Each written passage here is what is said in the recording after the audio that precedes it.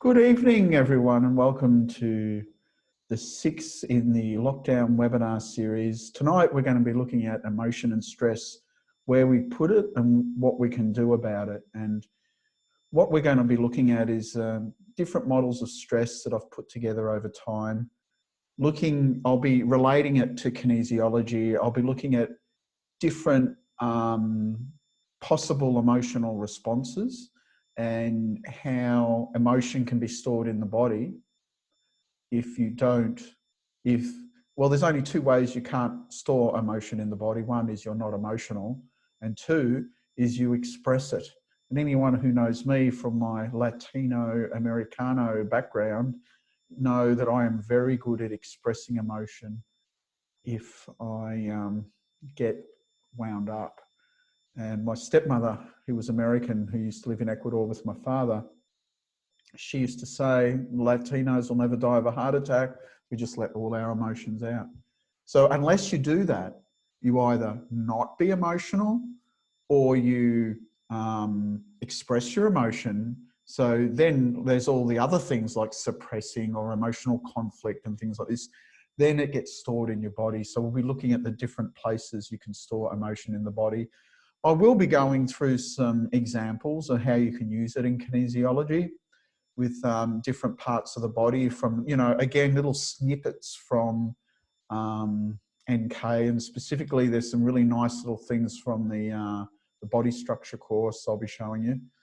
And I'll also be looking at, someone just messaged me today actually and was asking, that's Alexis from Costello, you may know her from Costa Rica, the Canadian woman.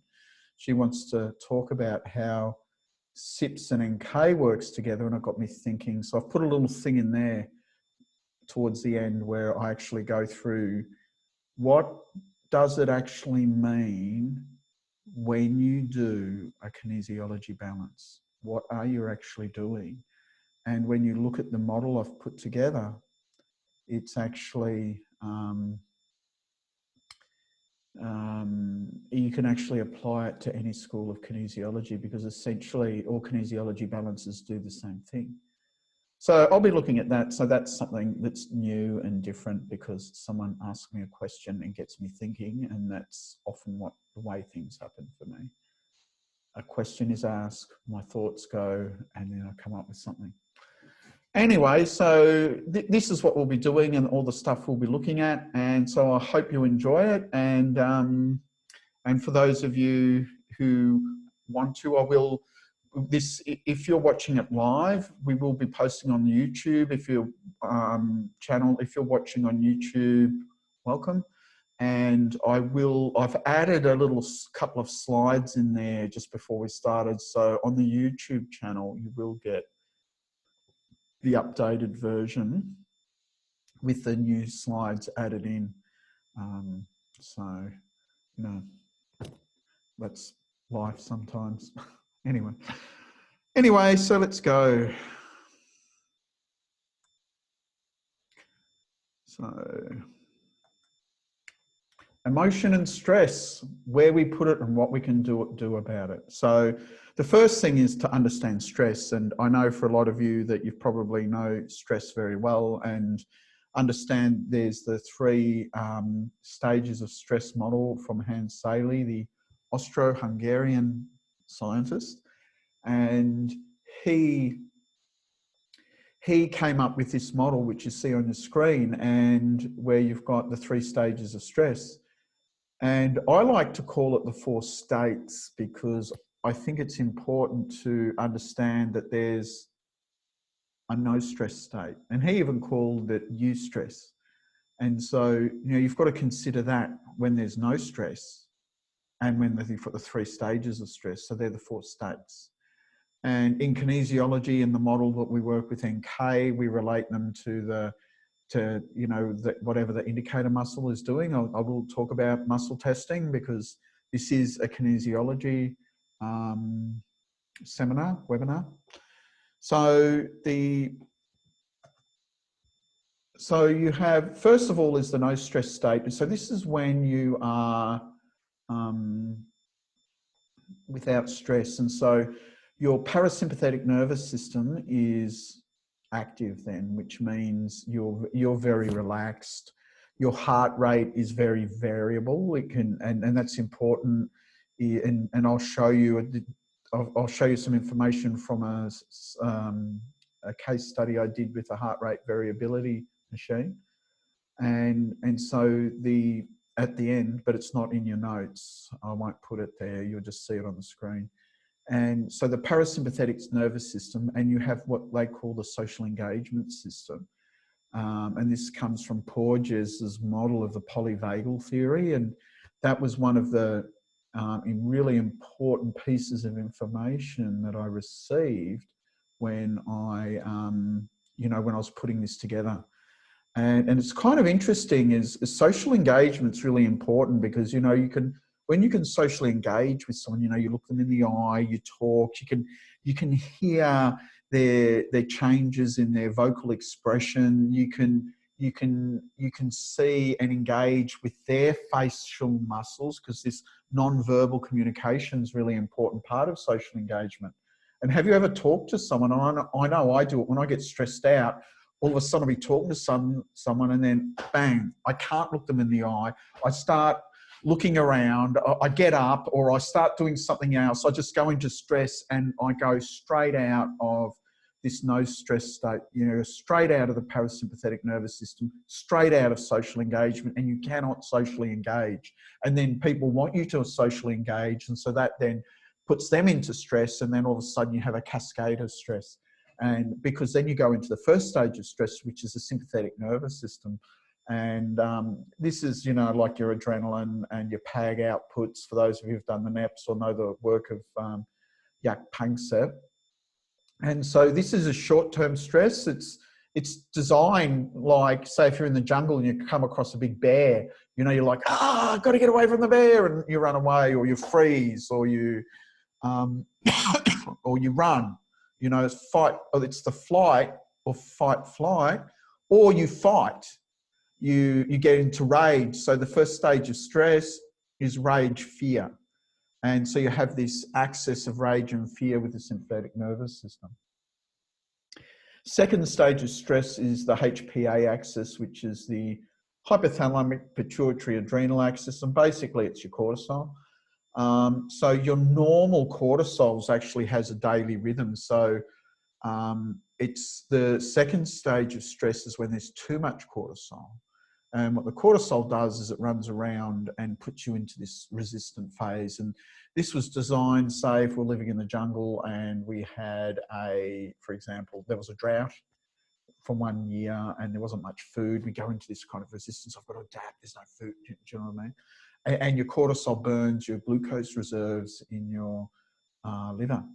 Then you've got the third stage of stress, which is the interesting, coming back to Porges's model of the polyvagal theory, is the unmyelinated vagus nerve, which is really interesting because that mediates. It's not like, like like with the myelinated vagus nerve, which is the parasympathetic vagus nerve. That's, I can be very relaxed and peaceful and calm. The unmyelinated vagus nerve is more like defeated. This is like when you go, your belly up. And often you go into third stage of stress when you've been in second stage for too long. And so what happens is you start getting high levels of reverse T3, and I'll talk about that in a minute. And because that was like a real, like eye-opener for me. I mean, because like once I was teaching my hormone course, the hormone hologram, and we're doing the whole, the whole thyroid, and I've got a flow chart, for that, for going around, and I had reverse T3 in it. And what happened was someone asked me a question, and it just made me, again, a question makes me think. And they asked me if something about reverse T3 or T3, can't even remember what the question was, but it made me start thinking, why have we even got an enzyme that makes reverse T3? I mean, that was just, all of a sudden I just went, because you get high levels of reverse T3 when you've got cortisol for a long time. That's one of the triggers for it. And so when the cortisol starts burning out, when you go into third stage of stress, into burnout, you get, you know, with this chronic fatigue or adrenal fatigue, they call it, where you get low cortisol and you get burnt out, or PTSD. So, you know, it's, you know, the unmyelinated vagus nerve starts becoming active. So it's like this, I'm defeated. You know, when people in burnout and PTSD, it's like you've got this sense of being completely defeated and I can't fight anymore. With the second stage of stress is, I'm going to fight, I'm going to bloody fight it, and I'm going to get this going.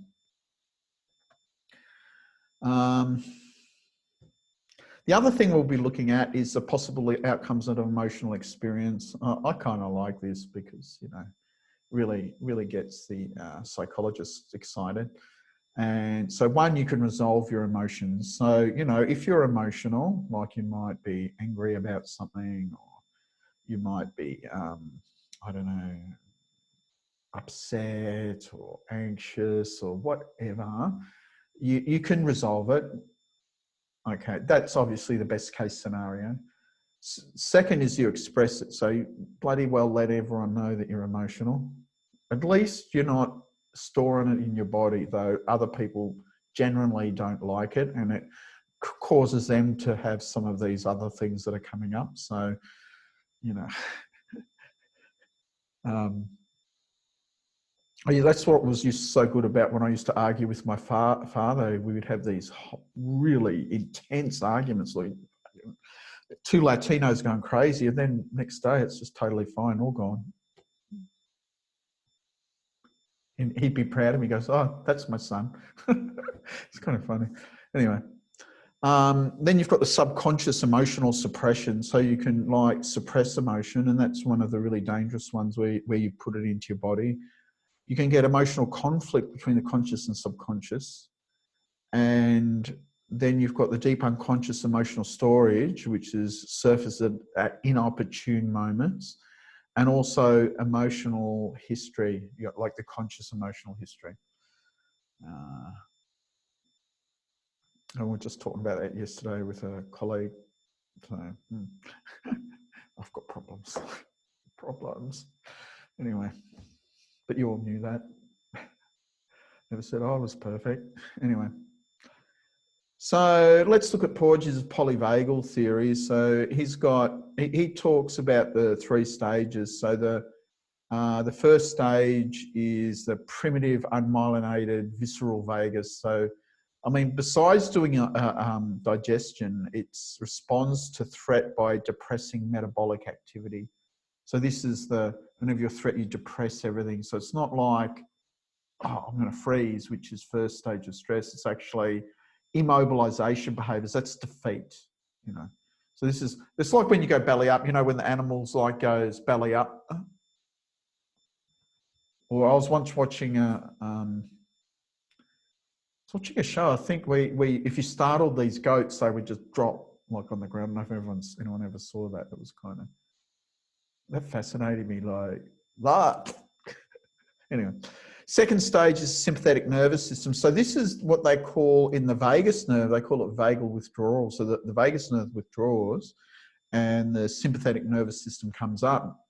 And then you've got the third stage, which is the myelinated vagus, which regulates cardiac output, but it's the change in the heart rate variability is what it's important.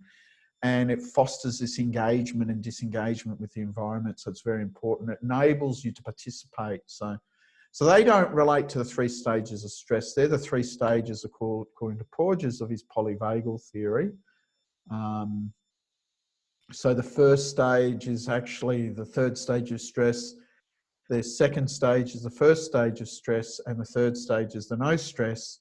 And the part of stress that is missing is the second stage of stress, which is the cortisol, which has got nothing to do with the vagus nerve. Nothing. So, okay. So characteristics of the no stress state. So we get this, you've got this really big vagal influence on the heart via the nucleus ambiguus. So the nucleus ambiguus in the medulla is what mediates this heart rate variability, and it's the parasympathetic innervation of many different organs and glands, not just the heart. But of course, they talk about that in the Porges's theory, because it's what's important with the heart is the heart rate variability, and it's something you can measure. Spontaneous social engagement behaviors, so facial expression, vocalization, listening, eye gaze, prosody, the way things are said. You know, you can even hear like slight sarcasm or something like this. You know, like when you watch your favorite comedy show. These days, I don't know why, but when I'm sitting like scrolling through, I don't know if anyone sits there and just starts scrolling through Facebook videos, I keep getting Seinfeld snippets coming up. And so I start watching these Seinfeld snippets. It's a blast from the past, but they're actually very funny. But that's actually, what's good about that is actually engages your parasympathetic nervous system, because you can, you know, you're listening to the comedians and you're listening to their sarcasm or whatever way, because that's the way things are said is often very important in comedy. So, you know, listening to comedy is actually a very good thing to relax you. Usually me at 2 or 3 o'clock in the morning when I can't sleep, it's like flick a few Facebook videos, you know. Then you've got the structure. There's a structural functional link between the muscles of the face and the smooth muscles of the viscera.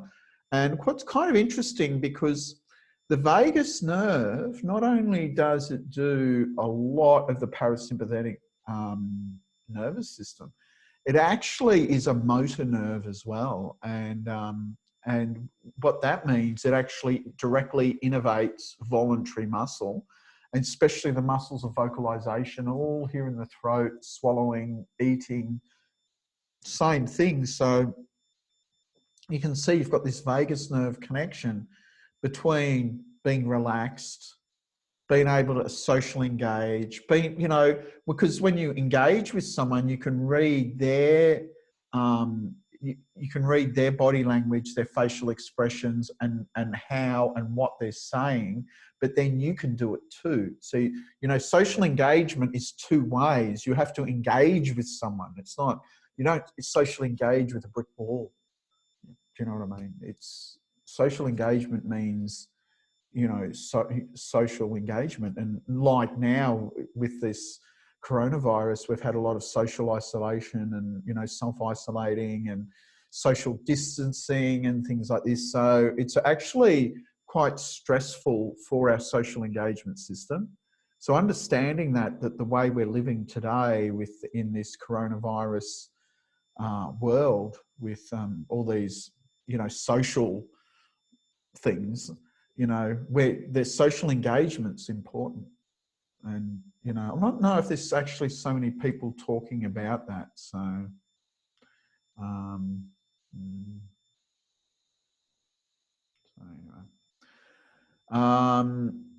so neuroception, so that means, that's an interesting word, neuroception.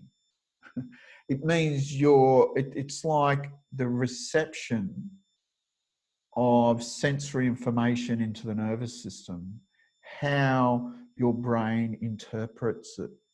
So the neuroception, which determines whether environmental stimuli elicit fight, flight, first stage of stress, or social engagement, no stress. So that's really important, you know. It also inhibits sympathetic nervous system.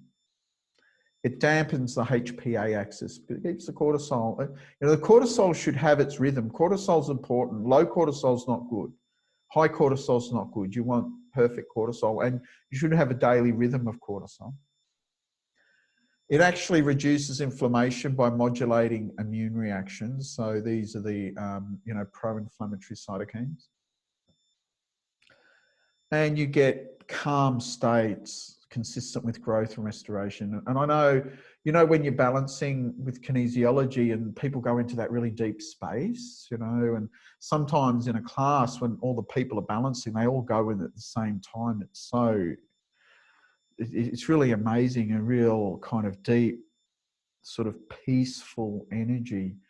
And that's why, you know, kinesiology is a stress management system, because the techniques we have actually put people into that deep space, and that's important.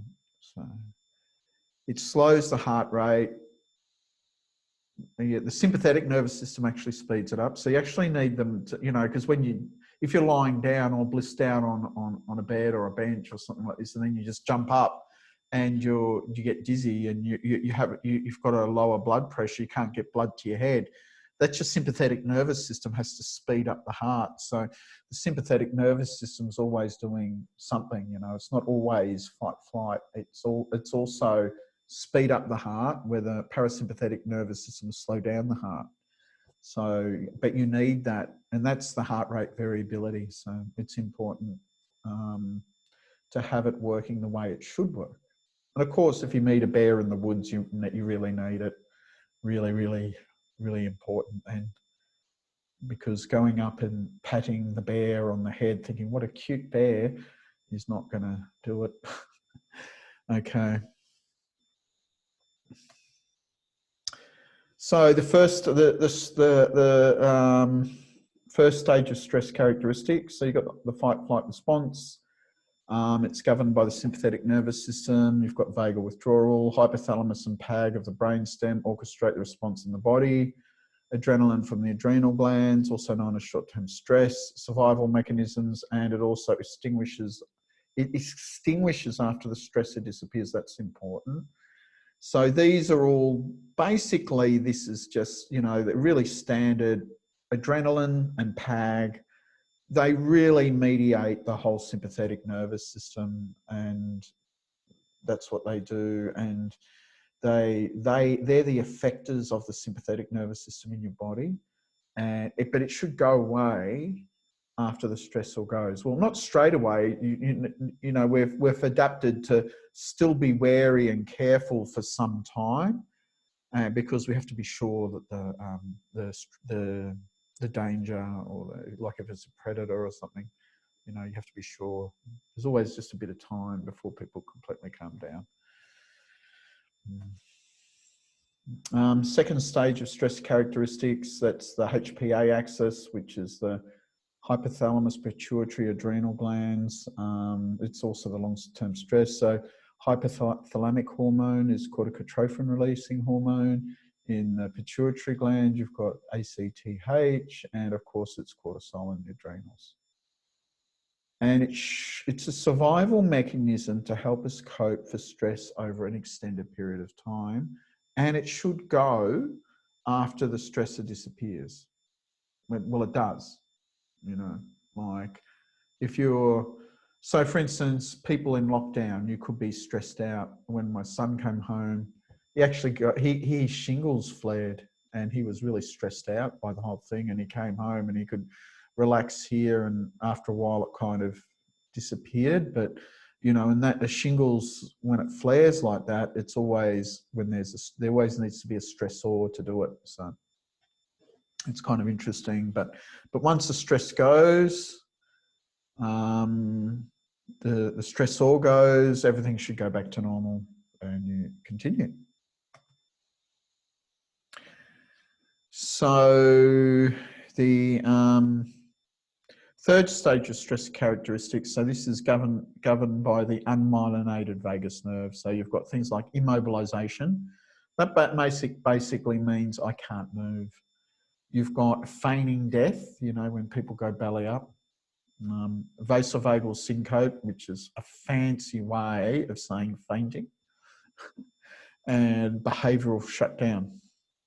So you completely, a lot of behaviours start shutting down. You can't do the social engagement. Well, I mean, in none of the stress states can you do social engagement. But the thing is, with the other ones, they should, once the state should extinguish after the stressor's gone.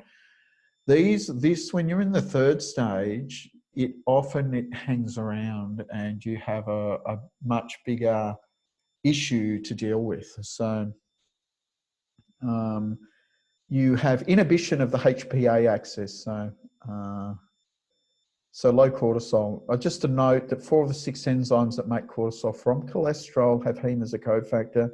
So that's a little note to people with a pyrrole or, you know, HPU or whatever people call it, you know. But if you've got the pyrrole problem, means you can't make your heme levels, your heme availability for your enzymes that need it to work can be problematic. I mean, if you didn't have enough heme in your red blood cells, you would not be alive.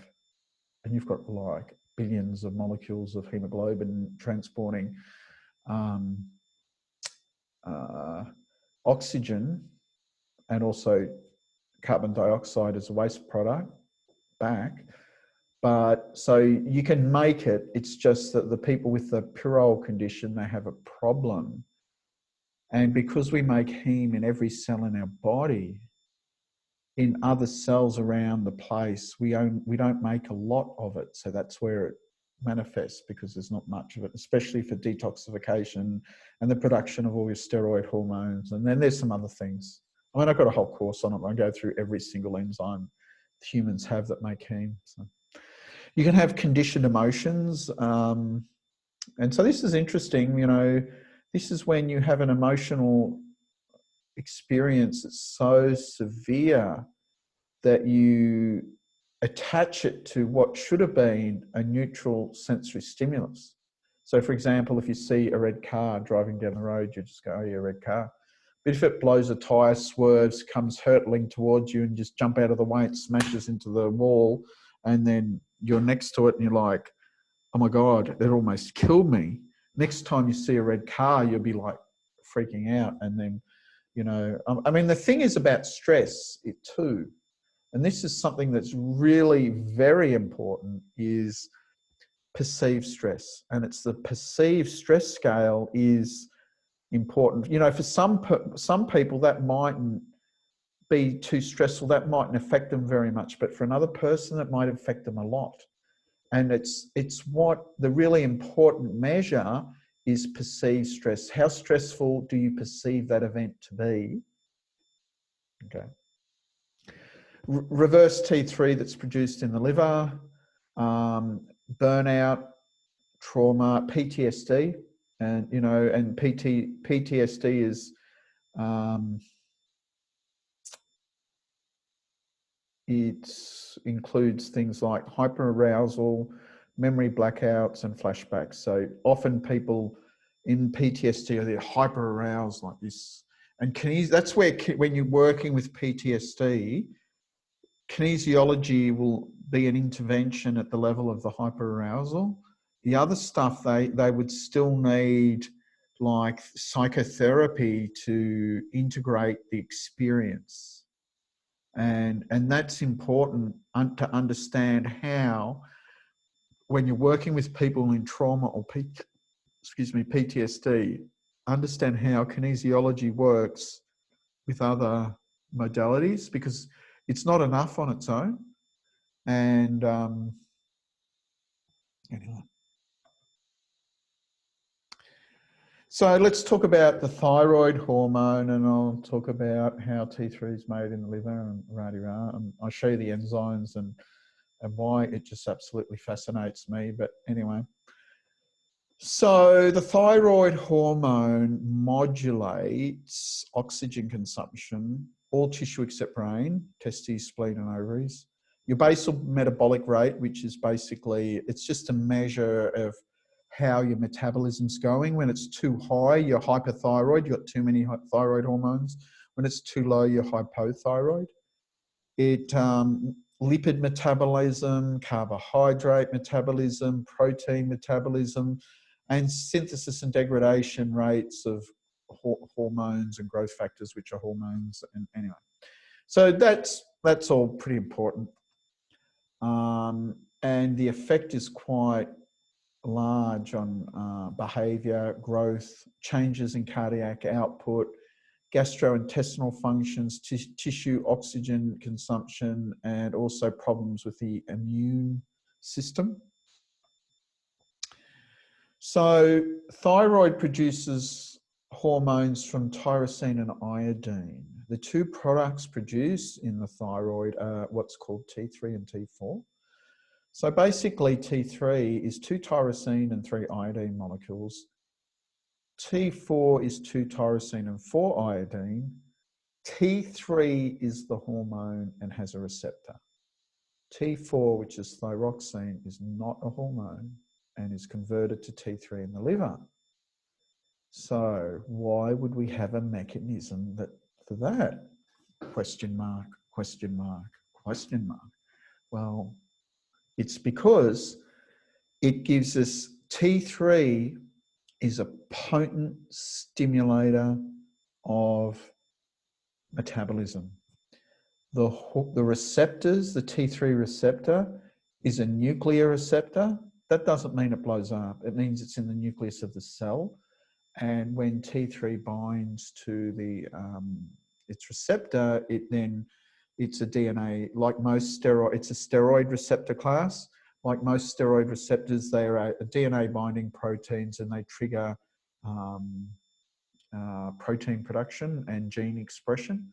So that's pretty important. And so if we just made T3 in our thyroid gland, we'd all be hyperthyroid. We'd all be running around really fast, really skinny. We'd eat tons of food and not put on weight. And we'd talk fast. We'd have bulging eyes, and we'd all look like Mr. Magoo, you know, walking around like this, going, you know, or like Hammy from Over the Fence, you know, like.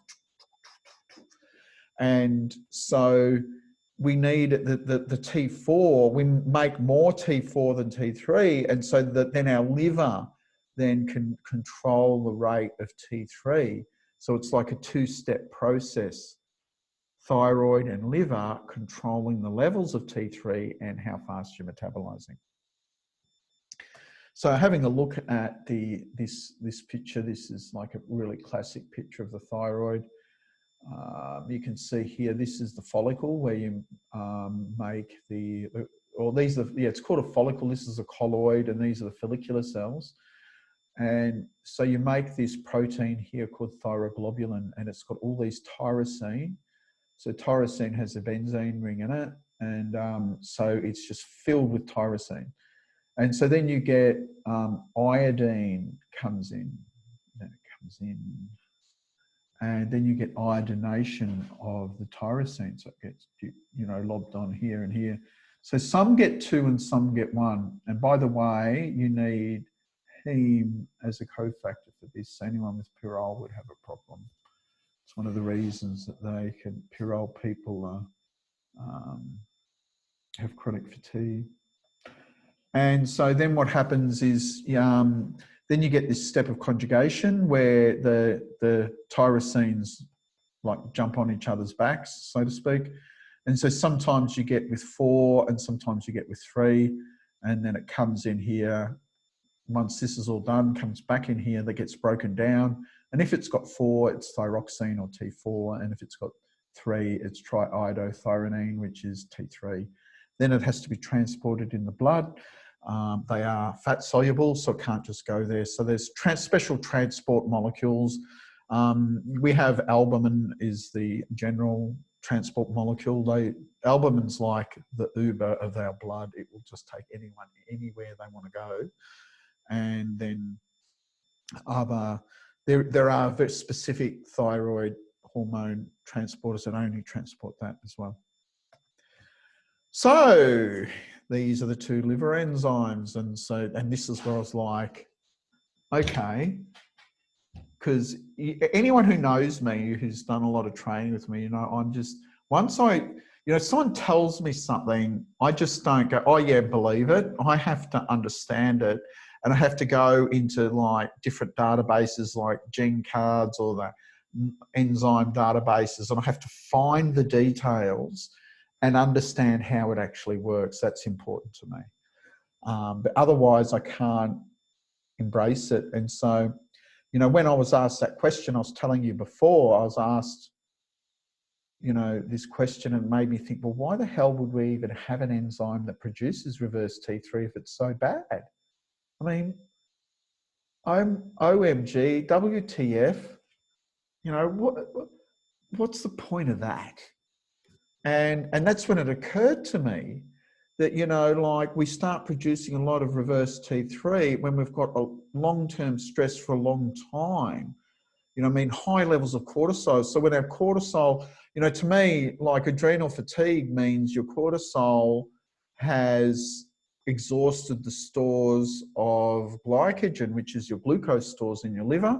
That's why they're called glucocorticoids, because they go to the cortisol goes to the liver, releases the glucose, so you've got energy to burn in that long-term stress state where you need more energy because you're in this resistance phase over a long period of time. But at some point, that energy runs out, and so that's when you sort of go, one of the triggers for collapse. And also, you've got these two enzymes here, so you can see these are the enzyme numbers. You can see here we've got I always like to have the EC numbers. So this is the 121.99.4. You can just Google that, you'll find it. Thyroxine 5-deiodinase. Then down here we've got 99.3 thyroxine 5-deiodinase. So you can see that there's a difference in the dash, and I'll show you what that means in a minute. So the gene for this is called DO1 and DO3.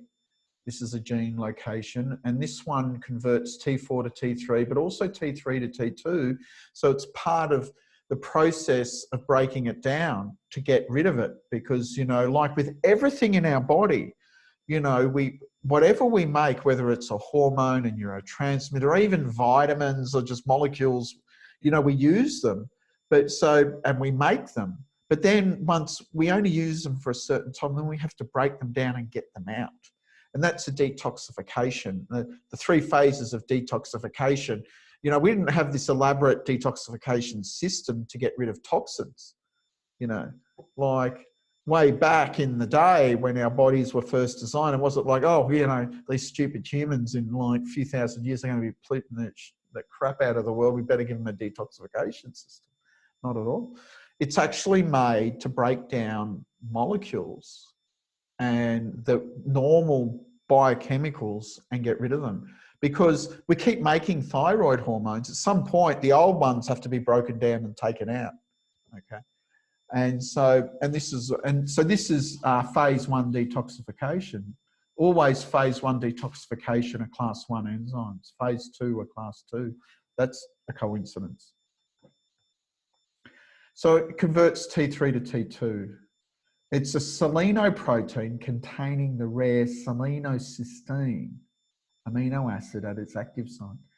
That means that once the protein is made, this enzyme, you've got to add selenium to it. So if you have selenium problems, you know, people with low selenium could be actually one of the reasons they're not like actually have enough T3. They could be hypothyroid because they're not, you know, you'd have to look at the T4, T3 ratio. And even with T3 and reverse T3, because they're very similar, you have to have a special test done. And then in this one down here, this one converts T4 to reverse T3, but also T3 to T2. So it's also breaking, it also does the same job here, but, you know, here in the liver, this one will give you T3 and this one will give you reverse T3. And again, this one is a selenoprotein, so it's got this selenium attached to the cysteine, so that could be important, you know. If anyone out there, or your naturopaths or people who work with stuff like that, gives you something extra to think about when you're working with thyroid issues. You might just want to have a look at what the selenium's doing. I certainly can't tell you anything more than that because I only tell you what I can find out as facts. So here we go. This is, you can see this is, what's really interesting is, I'm looking at this, so you can see here it's the same structure, just represented differently. This is the amine group, this is the acid. T3 and reverse T3 are actually amino acids. They've actually got the This is the standard structure of an amino acid: amine group, carboxylic acid, carbon with hydrogen, and then this is the so-called R group.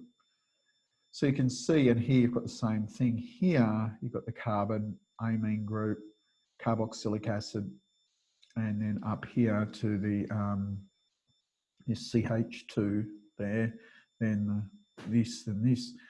So you can see I've put them in the same spot, but the iodine is gone from here, and in reverse T3 it's gone from there. That's the difference. It takes the iodine from a different spot, or from the T4, because the T4 had 4 iodines, right? So when you look at these enzymes, this the thyroxine 5' deiodinase, that means it's taken this one from, this is the 5th carbon, and that's why it's 5', but it's on, this is the dash and this is the non-dash ring. So this is the 5th carbon here it's taking. And so that's the difference of these two enzymes. So what's interesting is both these enzymes are produced in the liver. They're going to, in the liver cells, probably hepatocytes, I'd imagine, they're going to, if you're producing both enzymes, again, you start thinking epigenetics here, because why do you express one and not the other? And, you know, and cortisol, certainly, but cortisol being a steroid hormone, its receptors are nuclear receptors, so it can affect gene expression. So when you've had too much cortisol for too long, you start producing this one down here and getting more reverse T3. So you've got a competition for the T4 to be produced into either reverse T3 or T3. And what they call it is, when you start getting too much reverse T3 to T3, they call that reverse T3 dominance, which just, all that means is that you're making more reverse T3 than you should. Okay. What's interesting is, and when I was reading about this enzyme, so I mean, because then I start reading about it, and I go to places like Gene Cards and things like this, where they've got all this extensive databases, is that this enzyme here that produces reverse T3, actually you get a lot of it produced in embryonic life and as a fetus.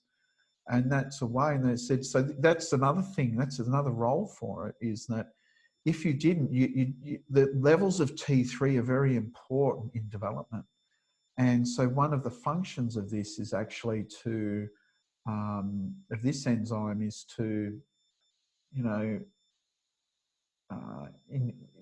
just make sure you don't have too much T3, because then you would, you know, hyper-metabolize and stuff like that, and it would be bad. You know. So, and this is what I'm saying, this enzyme here, 121-99-3, the thyroxine 5' deiodinase. It's highly expressed in the pregnant uterus, placenta, and fetal and neonatal tissues. Prevents premature exposing of developing fetal tissues to adult levels of thyroid hormones, and regulates circulating fetal thyroid hormone concentrations, and plays a critical role in mammalian development. So that's important. It's under extended periods of long-term stress, it's produced instead of T3. So, okay. So we've already seen, we've got the first competition in the liver. You know, which enzyme is going to be produced? Because one will produce reverse T3, the other T3. Then your T3 and reverse T3 get out. So your reverse T3 is a hormone. It actually binds to the T3 receptor. So T4 is not a hormone, but there's no receptor. Reverse T3 is a receptor, is a hormone, but it's an antagonist at the T3 receptor, where T3 is an agonist. What's the difference? An antagonist binds to its receptor and blocks it, but doesn't activate it. So the reverse T3 is a blocker. You might have heard of beta blockers. They're the ones that block the beta adrenergic receptor. They call them beta blockers. And anything that's an antagonist will actually occupy the receptor but not activate it. So that means T3 and reverse T3 are competing with each other at the target tissues as well. So with reverse T3 dominance, you've got 2 points of competition between T3 and reverse T3. The first point of competition is at the first point of competition is in the liver, and the second point is at the target tissue. And so so this could theoretically contribute to burnout and this whole, unmyelinated vagus nerve, where you've got these immobilization behaviors of, when you're defeated, because you've got high levels of reverse T3, it means it's blocking metabolism. So you're just shutting down metabolism as well. It shuts it down. So when all that went through my head, like when someone asked me a question, all that went through my head, like, I'm like, oh my God, it's a physiological mechanism for burnout. And, and then I came across the unmyelinated vagus nerve and the polyvagal theory, and I'm like, oh my God. And then I already knew about the low cortisol. And then I had my cortisol tested and I had low cortisol. And I'm like, oh my God, I am in burnout, and that's when I wrote the Burnout course, which is, all this stuff I'm talking about now is actually in the Burnout course. And so I wrote that course, and I actually wrote that course for me. Oh my God. So this is a picture that just describes what I'm saying. So you go in the thyroid, you get T3 and T4. T3 will go from the thyroid, will go directly to the target tissue. And then over there, you've got T4. That has to go to the liver, and you get T3 and reverse T3. These levels rise with long-term stress. So you get a competition. This T4 molecule has a competition to be either produced into T3 or reverse T3. And then in the target tissue, they will compete for the receptor as well. You always get, when you've got agonists and antagonists, they're going to compete. And basically what antagonists do is they slow down the effect of the agonists, because the agonists just can't get in there, so the T3 just can't get into its receptor because it's, oh bloody hell, the reverse T3's in there. It's like, like, I don't know, when you're lining up to use something. I mean, these days, like I went to the farmer's market this morning, had to line up, and someone's, because you can't stand next to anyone at the veggie stand. You have to wait till they move on. So it's kind of like that. They're occupying it. So some of the functions of T3, I mean, this is this standard stuff to do with modulation or basically of the metabolism. And so you can have, there's basically 2 places it works. It's either cellular differentiation or development. So that could be, even cellular differentiation. It could be like in your intestines, where you've got stem cells and they come into different ways. And in the immune system, you've got a lot of differentiation and proliferation happening. And also, but effects on metabolic pathways. So they're important too. And I already saw that. So T3 deficiency, that's hypothyroid. So this is when you test for your T3, if you don't do the reverse T3 test, it'll just tell you a number, but that's T3 and reverse T3. So you don't know what the difference is. So when this looks normal, but someone's got hypothyroid symptoms, then you would think about reverse T3, and you have to get the special test where they can actually test the shapes of it.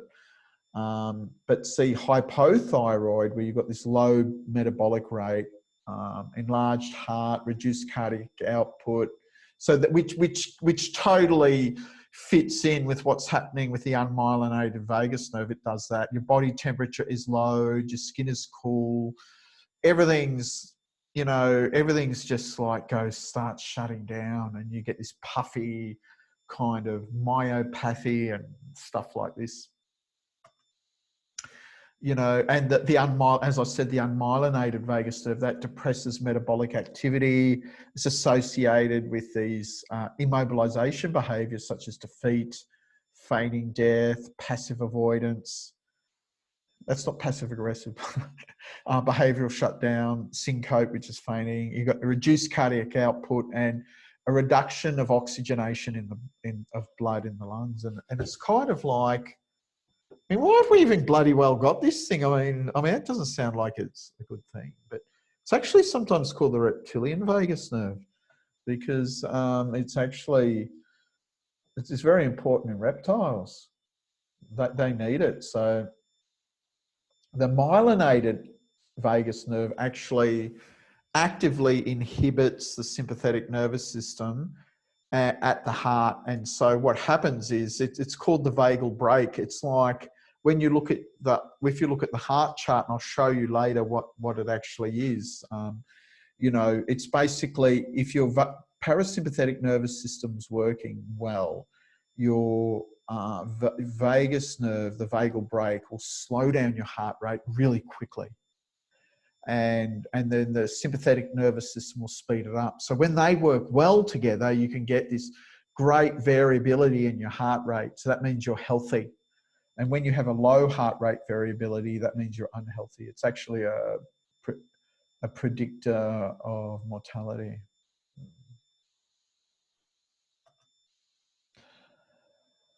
So when you have problems with the parasympathetic nervous system, you have to actually modulate your cardiac output through the sympathetic nervous system, the HPA axis, and the unmyelinated vagus nerve. So they're all kind of trying to help regulate it. So you get these problems with your heart rate, you know, and so you know that it's in the short term it's okay, but in the long term you could get damage to the nervous system. And so the parasympathetic, again, that's the social engagement, no stress state. So the unmyelinated vagus nerve, so these fibers come from the dorsal vagal nucleus. If you remember the myelinated, because the nucleus ambiguous, it provides these low tonic influences on the heart and the bronchi. And this is a vestige from the reptilian vagal control of the heart and lung, because reptiles can really go into these really, because they're cold-blooded, they go into these really slow metabolism states. And I remember, you know, being from Ecuadorian heritage, of quite a few times I've been to the Galapagos Islands, and just looking at it, you know, looking there, the marine iguanas, I mean, they just can shut everything down and they go down underwater for a long time to go eat it, then go eat seaweed and come back, you know. But mammals we have a bigger demand for oxygen, and we are vulnerable to any depletion in oxygen. And that's what the unmyelinated vagus nerve will do. It'll give us a reptilian oxygen depletion. And so it can be, you know, so you get hypoxia and bradycardia, which is adaptive for reptiles, but can be lethal in mammals. So, which is one of the problems of this, you know, the burnout phase. But it's important to note it is beneficial. It's actually involved with the gut and the digestive processes. But if it's too active, that's in its normal state. It can be involved with ulcers, excessive gastric secretion, colitis, and inflammation and stuff like that. So if you know, again, everything needs to be in harmony and work the way it does. So we want it to work in that normal phase. But if we start going into burnout and it starts getting really active, then we start getting all these digestive problems. Now, how many clients have you got with ulcers or colitis? Check their reverse T3. Check their cortisol. Neurochemistry, this is for the kinesio geeks like me. And obviously when I'm writing courses, we put all the formats in, but So the myelinated vagus nerve and the unmyelinated vagus nerve is actually talking about the postganglionic. And so they both have preganglionic neurons have acetylcholine. Postganglionic for myelinated is acetylcholine. So that's pretty standard parasympathetic nervous system. You know, I had to search high and low for this. I wanted to know what was the what neurotransmitters were in the unmyelinated vagus nerve, because not many people write about that, but I found it, and it's vasoactive intestinal polypeptide and nitrous oxide. So.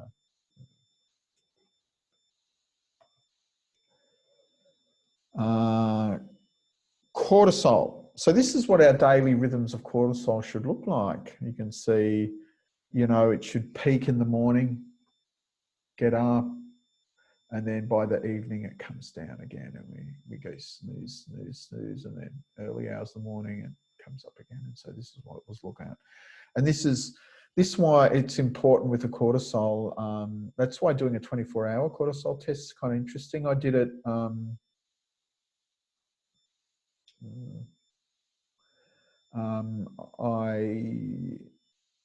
I had just salivary is easy to do because you can just spit in the tube every 4 hours. And when I did it, I mean every 6 hours. When I did it, 3 of the 4 were low. I was like, oh my God. So these are all the models. I mean, this all went in my head, and then I thought, what's the kinesiology approach? Well, first thing is we need to balance cortisol production in the adrenal cortex with reverse T3 receptors, unmyelinated vagus nerve, because they're going to get your cortisol low. Heart, lungs, and other vagal targets, again, reverse T3 receptors and unmyelinated vagus nerve. And then by definition, because we're talking about the unmyelinated vagus nerve, and this is purely, which is like sits with the parasympathetic vagus nerve, but now parasympathetic nervous system is not limited to the vagus nerve and the sacral division of the parasympathetic nervous system. It does half of our intestines and all our reproductive organs, you know, like your uterus and your bladder and your ovaries and your testicles and stuff like this. And so if they're going to get depressed, there must be an unmyelinated division in the sacral parasympathetic. That's just my idea. But of course, with kinesiology, we can look at that. So, and it does show, seems to show, but that's just in kinesiology, which is certainly no proof it exists, but all it shows is that we can do the stress for that. Okay, so what's very important is the time of day, and especially with the cortisol. So, you know, using these are the meridian, from the meridian time of day wheel. We often we get an issue around here at 7 to 9 in the morning is really common, or unless someone's got something traumatic going on, it could be, you know, if they've got stressful business meetings at 2 in the afternoon, then it could show up there. Okay, so emotions and stress. So let's look at the emotion bits. So resolution of emotions requires access to cortical function. Okay. Spiritual development and the no stress state of the myelinated vagus nerve. We need to be without stress because we need to be able to process our emotions. So one thing is about with kinesiology, what you can do is support people with their stress, because if they're going to resolve emotions, we have to take the stress out. Okay. So you see the difference between emotion and stress, you know, because how many times if you get stressed out and then you get an emotional cascade? And I was reading, and someone did a Facebook post today about cytokine storm. And said, what about emotional storm? You know, this flood of emotions, you know, and you're just so stressed out and you just can't regulate, you know. And so this is the resolution of emotions. It also requires the ability to regulate emotions as well. That's missing. Emotional expression, the Latino effect. Oh God, I'm so bad. Oh, Anyone who knows me, oh God, I can just fly off. I'm so bad. Runs in the family. My father was worse than me. Anyway, it's a sympathetic nervous system. The vagus nerve goes, hypothalamus and PAG of the brainstem orchestrate the response in the body. And that's through the adrenal glands and just through other things, through the PAG, like you might, in certain stages, if you want to fight, you might dilate all the arteries in your muscles, but you'll tense them. Or if you freeze, it'll constrict all the arteries in your legs. Has anyone ever frozen, just been really like, you can't move? Because what happens is the pad constricts the arteries in your legs. And so you cut off all the blood flow to it. So you just totally freeze. Okay. So it's the various forms of that, of the sympathetic nervous systems orchestrated by the PAG and the hypothalamus, and and so that could be like, going red in the face, like pounding things, smashing things, whatever you're doing, like, or just freezing, or, getting really nervous, or bowel evacuation is a response of fear. That's why we say pooping ourselves. Subconscious emotional suppression. So this is interesting. And this stores emotion in the body. And so emotional suppression is, like part of you, say if you're angry at someone or you're feeling angry at someone and you just want to, you're a bloody idiot, blah. I want to say that. But you don't. You think, oh, I shouldn't say that. I will consider what you're saying. So you're suppressing the emotion, so you're not showing the emotion. So your body's trying to express it, but then from the higher part of the brain, you suppress the expression. And that creates stress along the expression pathways, especially into your muscles. And it goes a lot, not only your body muscles, but also your smooth muscle. So suppressed emotion then gets stored in all your body muscles. And, anyone who ever's had body work and all of a sudden all this emotions start coming out, who's had that experience? Well, this is why that works. It's why body work, why body work works. Muscle and organ stress needs to be released. It leads to long-term stress. I mean, it's pretty stressful. The old stiff upper lip type thing. I think, it was quite interesting with my son coming home for the lockdown when he was younger. He'd talk about it because I was just worried about him being my son and the grandson of my father, that he might be a bit of a firehead. And he said, oh yeah, but he was never very emotional. He says, oh yeah, I do get like that, but I just eat the emotions. And I was like, oh my God, that's not healthy. I was really worried about him. I thought, oh my God, he's going to make himself sick with all this suppressed emotion. But, I've since, when he came home for the lockdown from university, I found out he's not doing that anymore, which was good. I was kind of proud of him. We had this quite heated discussion, and at the end of it, I just said, oh, I'm just so proud of you. Just look at you like that. That's so great. He was confused. Anyway, but that's how it goes. Then the conflict. This is interesting. So this is where it goes to the fascia, and this comes from my colleague Monica Blasquez from Madrid in Spain. And I believe she's going to be one of the speakers at the NK, the Second International Conference of Neuroenergetic Kinesiology, which is the end of July. I saw her name on the list to be, listening to her speak's amazing. It's just in a very fast Spanish. I even struggle with it sometimes understanding her. So, Spanish is my second language. So, I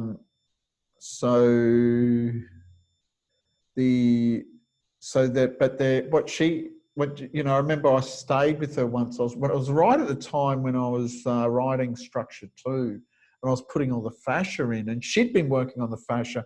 I remember just sitting at a house outside of Madrid, and we were just having long conversations about it. And she was telling me how when you have a conflict from your conscious to subconscious, that's the emotion in the fascia. And really, it's connective tissue, you know. And so the conflict, like, it might be like, oh, I hate my job, but I make so much money out of my job, that your subconscious goes, oh, I want to be a kinesiologist. Oh, I could just balance people all day long. That would be so cool. But your conscious mind's going, oh, I can't do kinesiology. I've got to do this because I've got to make all this money and blah, blah, blah, and I get paid so well. So you start getting conflict, you know, between your conscious and your subconscious. And this will manifest in your fascia. And yeah, so you have to have you have to have this ability to be, it's something you can be conscious of too. So that's kind of interesting. Then you've got deep unconscious emotional storage. It's in the bones and teeth, independent of the nervous system, most spiritual life challenging issues. People have got issues with bones and teeth, you know, you can, again, these deep unconscious emotions. And then the emotional history. I had to be reminded of this the other day. It's like, oh my God. I had my hair tested. I've got this really high levels of lead. And it's just like, you know, trying to come to understand it's actually very toxic. And so it's you know, but it's, you know, like when you look at the minerals, and this is how I understood it, you know, when you're looking at the mineral analysis of your hair, it's actually the history.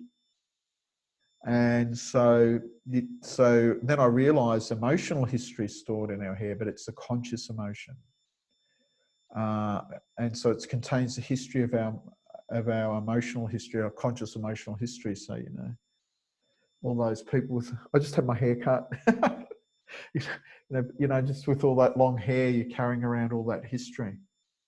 So it doesn't mean shave your hair off, means you could like use it as setup for accessing the different parts of your hair, you know, of your emotions. Oh, yeah, we called this the shit triangle.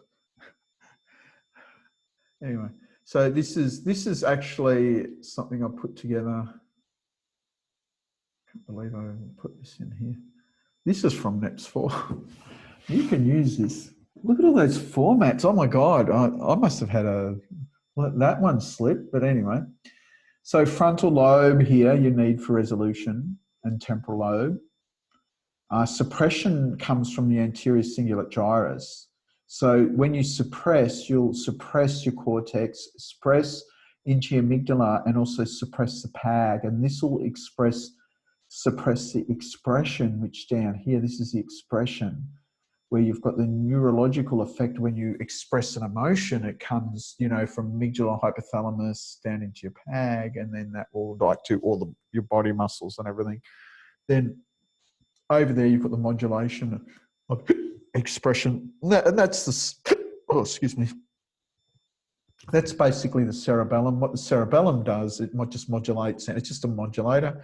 So whatever you put into it, it'll modulate. So it'll modulate the emotion. So it'll modulate how you express the emotion, which could be important, you know, like, you know, it's fine to, you know, spit the dummy and be really upset, but maybe not smashing glasses and plates can help the situation. Is, oh, I'm not going to smash the glass, I'll just put it down softly. Yeah. So balancing, so here's some techniques and some things we can do. So balancing suppressed emotions. Use emotion mode and suppression mode. Find a muscle using alarm points. Okay, because what you'll be doing is you'll be suppressing emotion into your muscles. Now, if you've done my body structure course, you'll actually have every muscle in the body you can work with. But, you know, depending on what school of kinesiology you do, you'll have certain muscles you can work with, usually, certainly with every meridian. So once you've found the muscle, so for example, deltoids lung, for example, You can explore the emotions of that meridian. So lung emotions, whatever way you do it, every kinesiology has their way of doing it. Activate and release the stress balance as necessary. So you would really look at the, you know, say with lung emotions as being suppressed. So it's important is about exploring it, you know. Explore the emotions, and that's where your skill of engaging with clients is important. So that's how you can work with suppressed emotions. So example, anterior deltoid, gallbladder emotions. Oh, I wonder why I'm doing anger, rage, annoyed. Must have been something going on with me at the time.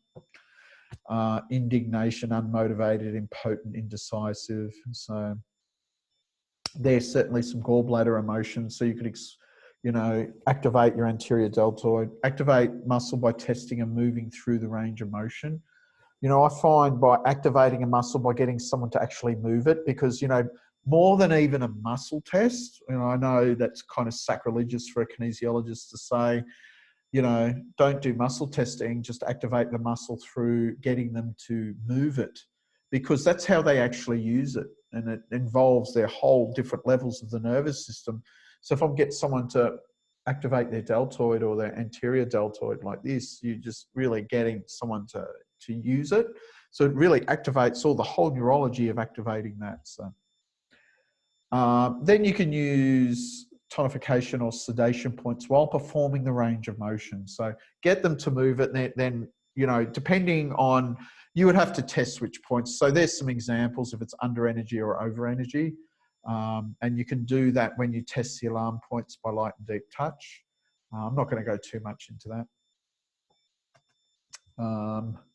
They're the fascia trains. So there, what you're doing, the balancing emotional conflict between the conscious and subconscious mind. So this is through the fascia. And what I did was when I did the, you know, it was kind of interesting talking to Monica, because we'd actually, because I was only still putting it together, and she'd actually found that certain parts of the fascia were related to certain meridians. And then I showed her the fascia trains, and she'd actually started mapping them out emotionally. It was kind of freaky. We were just working on the same thing, and I just kind of put it together. Well, I just used her idea, because I thought, well, I'd already figured out the, you know, what we're doing with that. And so with the 12 fascia lines, and also figured out they were related to the muscle meridians and not the main meridians. And so you find a muscle on the fascia line and get the client to perform the action by holding the end point of the feet and hands related to defensive chi. So this is the end point. It's like, you know, lung 11, large intestine 1, you know, triple heater 1, pericardium 9, small intestine 1, heart 9. That's the end points, because they're the only acupoint that the muscle meridians have. They're connected into just the endpoints. It's the only way. So the only way you can access the muscle meridian is through the endpoints on the hands or feet. Then, of course, on the feet, you know, you've got like bladder 67, gallbladder 44, stomach 45, spleen 1, kidney 1, liver 1, for example, are all on the feet. So you would use those points depending on which emotional meridians showing. And so, you know, again, if it's the gallbladder one, you can see here, this is the gallbladder muscle meridian. You'd use down here gallbladder 44, and you would do the conflict. So when you look at these emotions, what is the conflict between the conscious and subconscious to do with anger or rage or annoyed? So you'd have to, it'd be very important to find the context, for the client's context will be very important there. You know, that's why your questioning skills are important. I'm just sort of showing you how to use it. And just to show you what defensive chi is, this is adapted from Matjotcha. And you can see here, you've got down here defensive chi and nutritive chi. So your defensive chi is basically how you defend against the pathogenic factors, but it's also important how you interact with the outside world. So if you have an imbalance in your defensive chi, you would have an inability to connect with the outer world. So there could be a conflict between the inner world and outer world, as well as a conflict between the subconscious and unconscious. So you would need to look at that when you're looking at these emotions here. You would look at what's the conflict between the subconscious, unconscious, what's the conflict between your inner world and outer world, because that's the defensive chi. And the nutritive chi is what, you know, that nourishes your body. So more examples. So deltoid muscle, okay, it's on the lung muscle meridian, it's on the large intestine muscle meridian, and it's on the small intestine muscle meridian. So the muscle meridians aren't the same connection, and many muscles can have many different ones. And if you look at this, where the deltoid is, you know, the lung, and up here, you can see that it'll have different meridians go through it. So lung, large intestine, small intestine. So explore lung emotions for the lung muscle meridian.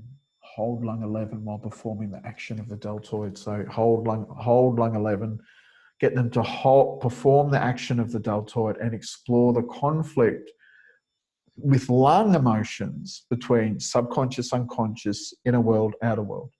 Same with large intestine muscle meridian. Explore large intestine emotions. Hold large intestine 1, which is on your pointy finger, and small intestine muscle meridian, which again is on there, and small intestine 1, where you would again explore those emotions and looking at the conflict between inner world, outer world conflict, subconscious, unconscious conflict.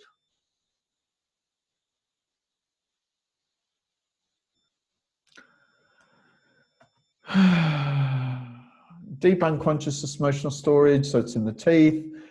Bypasses the nervous system due to the actions of the unmyelinated vagus nerve. That's my idea. I didn't get that from anywhere, but just my idea. I thought, I think that's the mechanism. So anyway, it's our greatest lifelong challenges. Bones and teeth. Use meridian relationships to bones and teeth to explore unconscious emotions. Balance bones and teeth. Examples: sphenoid, bone. It's a good one. It's connected to gallbladder emotions. And so this would be the deep unconscious anger and conscious emotional history. Pause like the hair, do age recession, explore emotions experienced at that time. And it could be hair anywhere.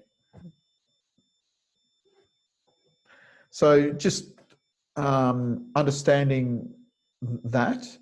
So conscious, you know, this is like gallbladder, conscious emotion. I'm angry at myself and I know it. Subconscious emotion. I have an issue with anger, but I'm unaware that I'm angry at myself. Conflict. Subconsciously, I'm angry with myself, but consciously I'm not. Unconscious emotion. The anger at myself is completely unconscious. Consciously, I have no idea that I'm angry.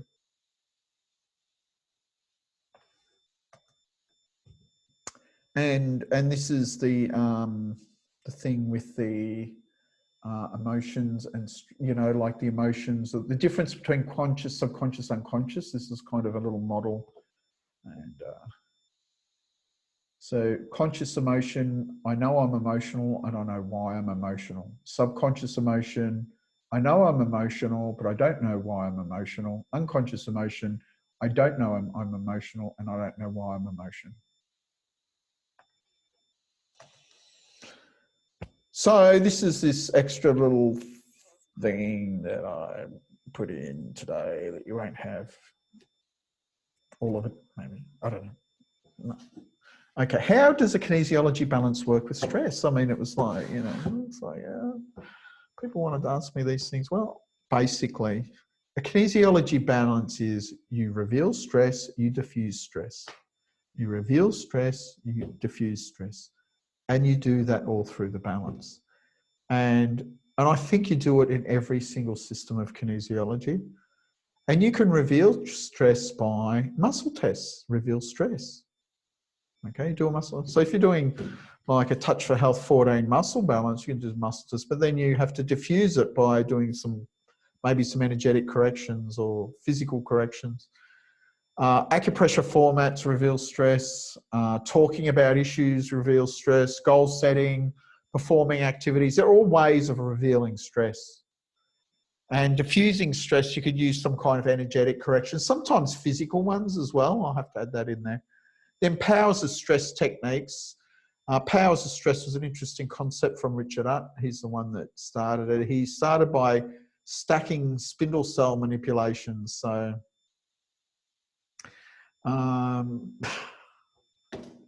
any comment on baldness in terms of emotional history in there? So let's just put that question in.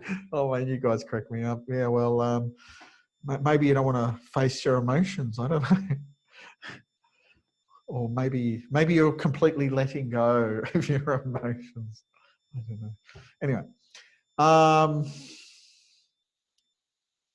so diffuse stress, and so so Richard Utt would do this stack spindle cell manipulations, and like I'd watch him, because I mean back when I first started, I did some things with him. I went to 2 of his meetings in Tucson, annual meetings, and did a couple of courses with him.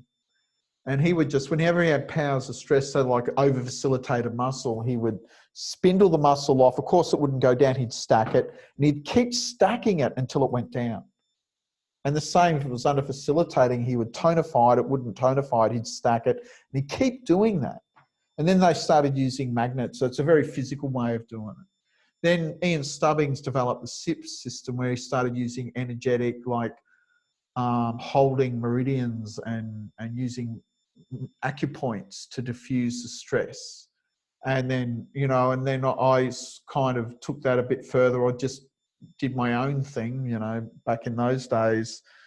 I was just starting out, so I wasn't allowed to, I had to wait 7 years to study SIPS. So I just developed my own system instead, and like the MOPS from NEPS, or I'll use energetic corrections like chakras or something like this for diffusing stress.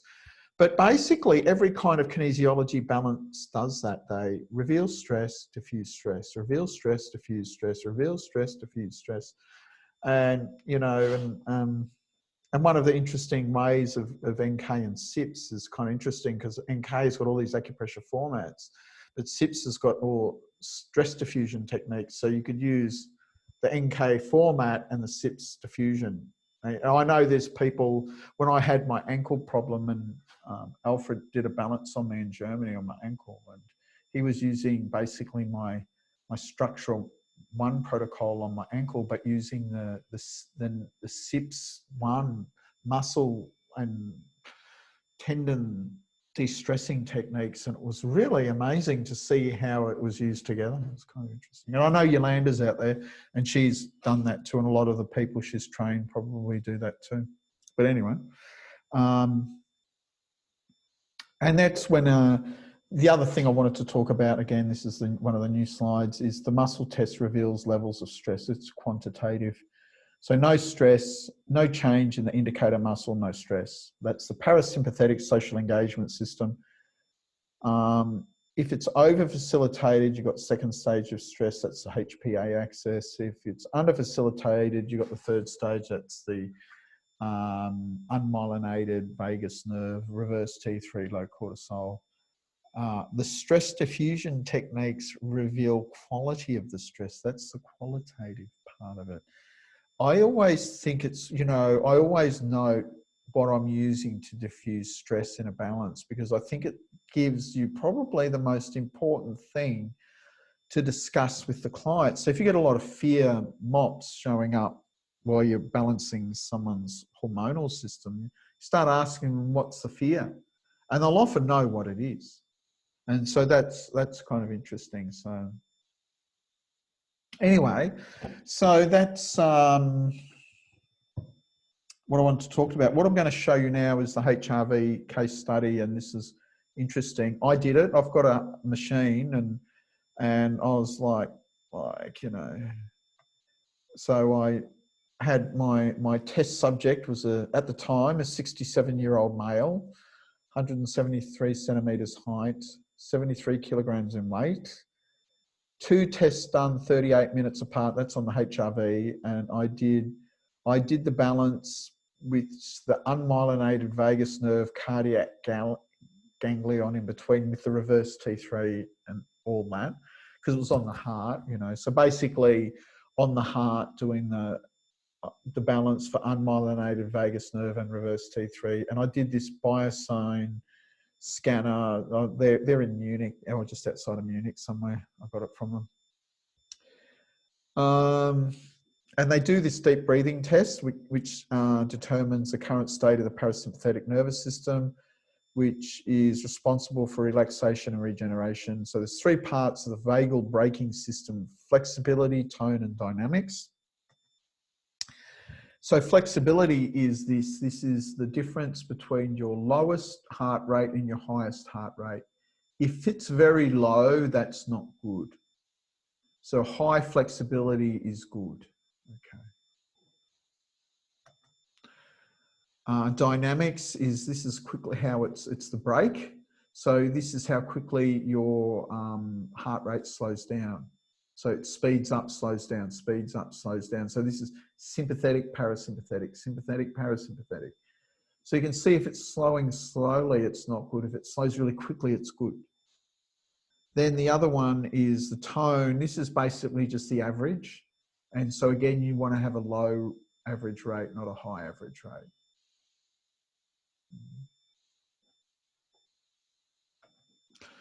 And so this was the first test I did. You can see those percentiles for a man his age. So he was only in the bottom 20%. Like that means 80% of people were better than him. So that's not good. He's in the red zone. Then afterwards, that's what it looked like. 38 minutes later, same thing.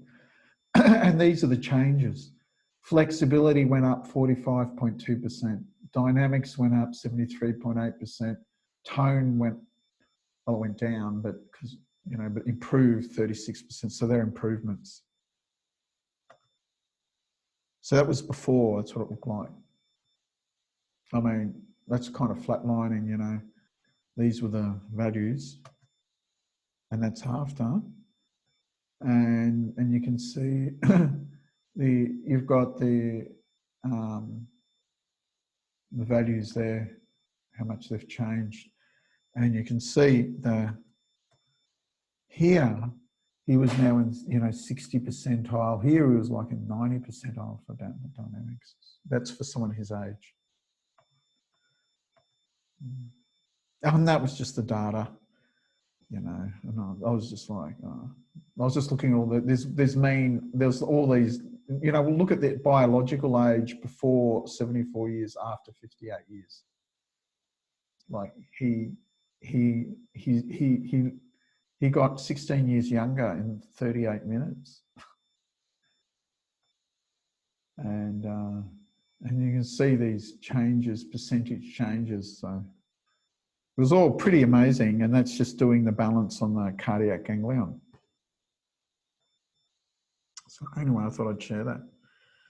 So anyway, so that's what I've got to share with you today. And I hope you've enjoyed it. And as usual, for those of you who are watching live, we will be posting the YouTube video tonight, be available sometime tonight. And I will place a link for the updated PowerPoint with the extra slides, but I won't put the data from the case study in there. Okay.